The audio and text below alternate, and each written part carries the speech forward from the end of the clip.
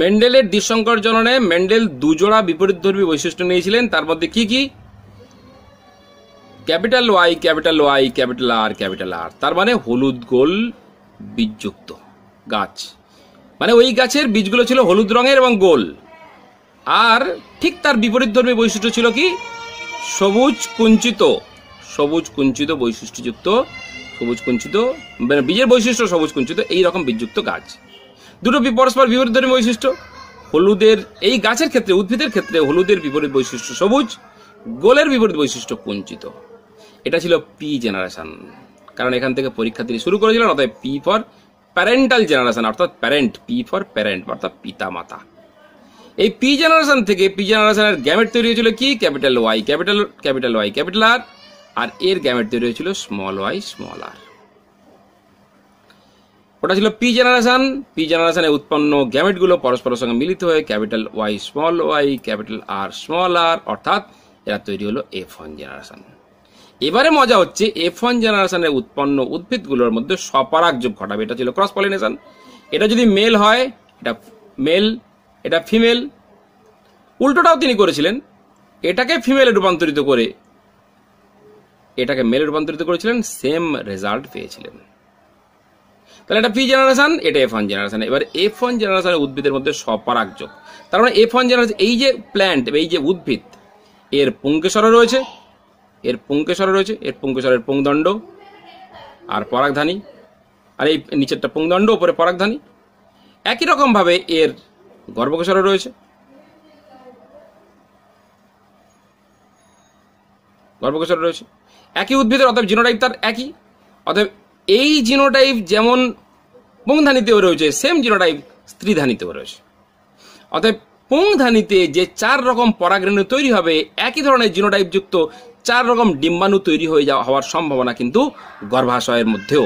অতএব গর্ভাশয়ের মধ্যে যে ডিম্বাণুর যেমন যেমন জিনোটাইপ হওয়ার সম্ভাবনা রয়েছে, একই ধরনের জিনোটাইপ যুক্ত পুং রেণুগুলো তৈরি হওয়ার সম্ভাবনা কিন্তু পরাগধানীতেও আছে। কি কি জিনোটাইপ? না, এই 4টে থেকে যে কটা হতে পারে। যদি ক্যাপিটাল ওয়াই, ক্যাপিটাল আর, এটা একটা জিনোটাইপ যুক্ত পরাগরেণু বা ডিম্বাণু, ক্যাপিটাল ওয়াই, ক্যাপিটাল আর। একই রকম ভাবে ক্যাপিটাল ওয়াই স্মল আর, অর্থাৎ ক্যাপিটাল ওয়াই স্মল আর, এরকম capital Y small R, sorry, তেমনি small Y capital R, small Y capital R, এটা একটা স্মল ওয়াই স্মল আর। এই 4 রকম জিনোটাইপ যুক্ত গ্যামেট, এই 4 রকম জিনোটাইপ যুক্ত পরাগরেণুও তৈরি হতে পারে, এই 4 রকম জিনোটাইপ যুক্ত ডিম্বাণুও তৈরি হতে পারে। অর্থাৎ ডিম্বাণুর মধ্যে এই জিনোটাইপ হওয়ার সম্ভাবনা এই 4 রকম, আর পরাগরেণুর মধ্যেও জিনোটাইপ তৈরি হয়ে যাওয়ার সম্ভাবনা এই 4 রকম। এবার এই কোন জিনোটাইপের পরাগরেণুর সঙ্গে কোন জিনোটাইপের ডিম্বাণুর মিলন হবে, সেটা স্বয়ং ভগবানও জানেন না। অর্থাৎ আমাকে এবারে দেখতে হবে যে এর পরে কি হতে পারে, মানে কোনটার সঙ্গে কোনটা মিলিত হয়ে কি তৈরি করবে, সেটাই হলো চেকার বোর্ডের কর্ম। চেকার বোর্ডের সাহায্যে আমরা সেটাই দেখব, আর কিচ্ছু না। গ্যামেট কটা জাস্ট আমি লিখবো, capital Y capital R, capital Y small R, small Y capital R, small Y small R. এই 4 রকম গ্যামেট ছিল। এখানেও ঠিক তাই হবে, capital Y capital R, capital Y small R, small Y capital R, small Y small R. তাহলে কোন গ্যামেটের সঙ্গে কোন গ্যামেটের মিলন হবে, জাস্ট এই চেকার বোর্ডের সাহায্যেই আমরা সেটা জানবো। এটা জানতে গেলে কয়েকটা নির্দিষ্ট পদ্ধতি আছে। শুধু এই চেকার বোর্ডটা হলো F2 জেনারেশন, মনে রাখবে চেকার বোর্ডটা হচ্ছে F2 জেনারেশন। চেকার বোর্ডে যেটা তৈরি হবে সেটা পরের জেনারেশন আমরা ক্যালকুলেট করবো। এই 4টে কোনাকুনি যে 4টে হবে না, সবকটাই একই রকমের genotype. Capital Y small Y capital R small R, একই রকম ভাবে capital Y small Y capital R small R, capital Y small Y capital R small R, capital Y small Y capital R small R. 4টে একই genotype. এই কোনাকুনি 4টে যেমন একই genotype হয়, ঠিক অন্য কোনাকুনি চারটে আলাদা হবে। আলাদা বলতে কিরকম? দেখো এই কোনাকুনি capital Y capital Y capital R capital R, এইরকম। এই কোনাকুনি যেমন এই লাল চারটে প্রত্যেকটা একই জিনোটাইপ একই ফিনোটাইপ, এই কোনাকুনি চারটে সম্পূর্ণ আলাদা। ওই কোনাকুনি যেমন দুটো একদম প্রকট বৈশিষ্ট্য, প্রকট বিশুদ্ধ, আর এই কোণে স্মল ওয়াই স্মল আর প্রচ্ছন্ন। Capital Y small R small Y capital আর চারটে চার রকম জিনোটাইপ এবং চারটে চার রকম ফিনোটাইপ। সব কটার জিনোটাইপ ফিনোটাইপ আলাদা, এবং এই কোনাগুনি চারটে সব কটার জিনোটাইপ ফিনোটাইপ সেম। এটা জাস্ট মনে রাখার সুবিধার জন্য আমি বললাম যে কিভাবে মনে রাখতে পারবে এই কোনাগুনি, আমি দাগ মেরে দিলাম।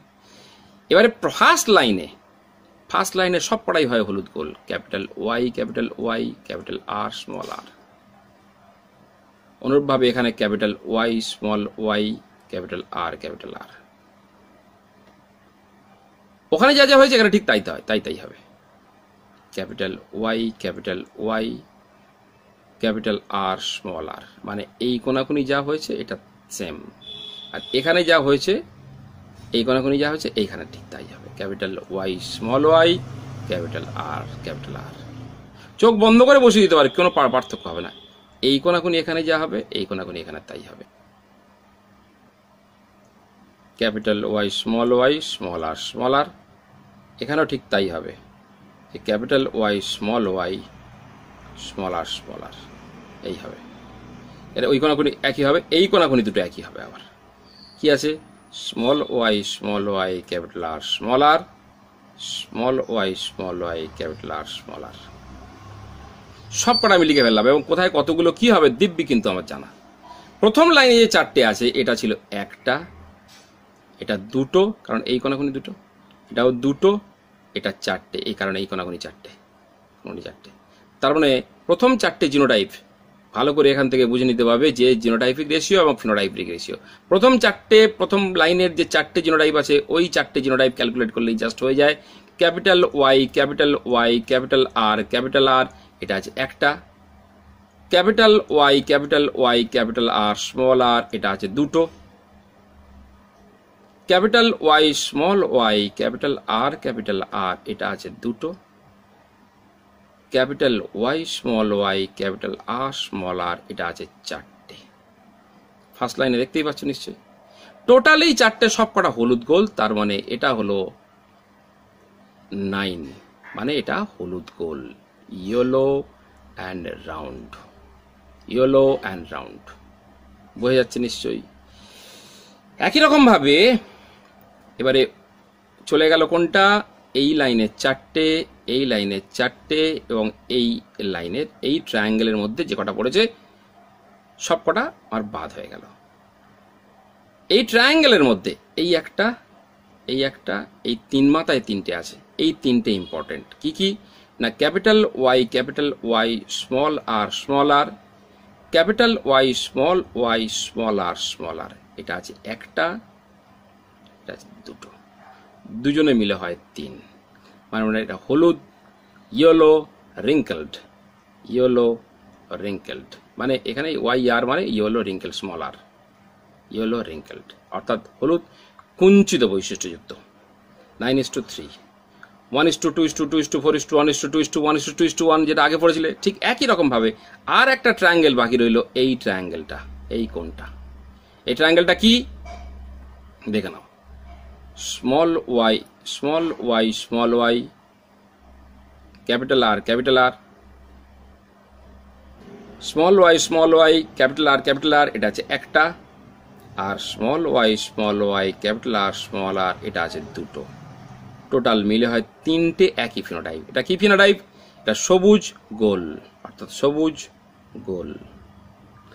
আর লাস্টে একা একটা পড়ে আছে স্মল ওয়াই স্মল আর এটা আছে একটা, এটা 3টে, এটা 9, এটা 3। তাহলে টোটাল এখান থেকে পেয়ে যাব আমরা যে 9টা কি কোন জিনোটাইপ, এই 9টা যে সংখ্যা এর মধ্যে কোন জিনোটাইপ কোনটা, রেশিওটাও সরাসরি পেয়ে যাব। 1:2, 2:4, টোটাল মিলে 9, মানে হলুদ গোল।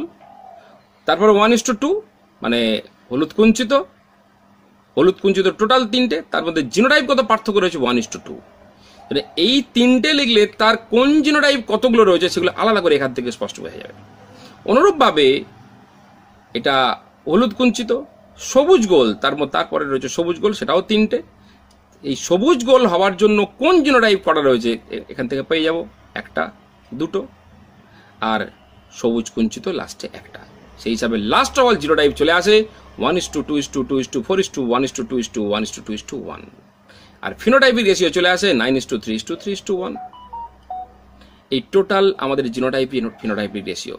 তাহলে মেন্ডেলের ডাইহাইব্রিড ক্রস, দ্বিসংকর জনন, এটা কিন্তু খুবই সহজ, মানে ভুল হওয়ার সম্ভাবনা অত্যন্ত কম। কেন বলবো? যে নির্দিষ্ট পদ্ধতিতে করা হয়েছে, যে নির্দিষ্ট পদ্ধতিতে আমি YYRR গুলো লেখা বললাম, এই পদ্ধতিতে ভুলে যাওয়া উচিত নয়। এরপরেও যদি সুপর্ণা ভুলে যায় তাহলে আমার কিছু করার নেই, বুঝলি সুপর্ণা? এরপরে তুই ভুলে গেলে কি করে হবে?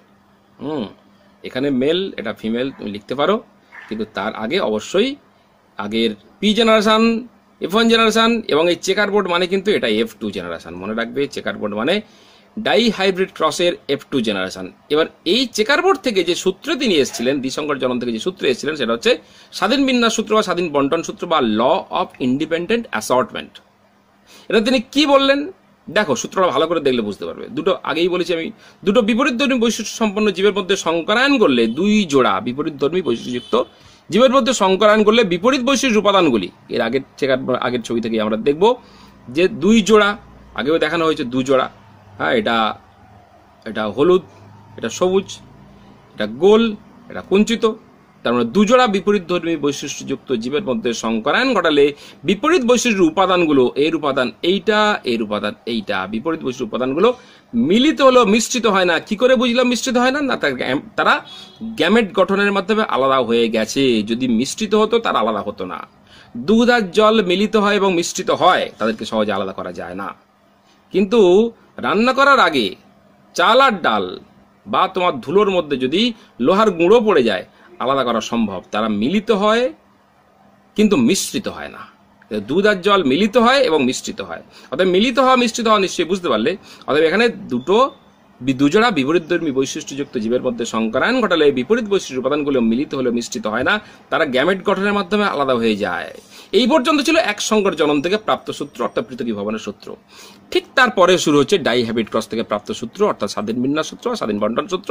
সেটা কি না, এই বৈশিষ্ট্যগুলো পরস্পরের সঙ্গে মিলিত হলে মিশ্রিত হয় না, মানে মিলিত হলো মিশ্রিত হয় না। শুধু তাই নয়, পরস্পরের সঙ্গে সম্ভাব্য সকল রকম সমন্বয়ে স্বাধীনভাবে সঞ্চারিত হয়।